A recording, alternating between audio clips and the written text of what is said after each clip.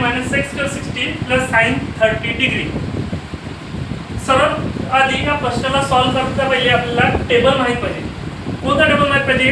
Trigonometry जो value आहे तो टेबल माहित पाहिजे, ज्याच्यामध्ये साइन 0 पासून tan 360, sin 360, cos 360, sec 360, cosec 360, 360 पर्यंत जेवढ्या व्हॅल्यू माहित आहेत तेवढ्या आपल्याला व्हॅल्यू माहित असणे आवश्यक आहे, कारण आपल्याला टेबलचा वापर करायचा आहे. तर सर्वात आधी आपण प्रश्नामध्ये आपल्याला प्रश्न दिला आहे 4 cot 45 minus sec square 60 plus sin 30 degree हा आपल्याला क्वेश्चन आहे. त्याचा आपल्याला आन्सर सोडवायचा तर आपण काय लिहू?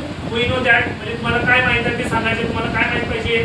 cot 45 ची व्हॅल्यू माहित पाहिजे, sec 60 ची व्हॅल्यू माहित पाहिजे आणि sin 30 ची व्हॅल्यू माहित पाहिजे. तीन गोष्टी आपल्याला माहित असायला हव्या. एक आहे cot 45, दुसरा आहे sec 60 आणि तिसरा आहे sin 30.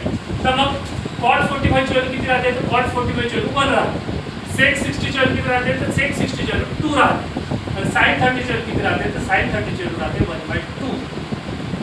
कन्सिडर करायचं आणि जो प्रश्न दिलाय तो लिहून टाकायचा. 4 cot 45 minus sec square 60 plus sin 30 degree.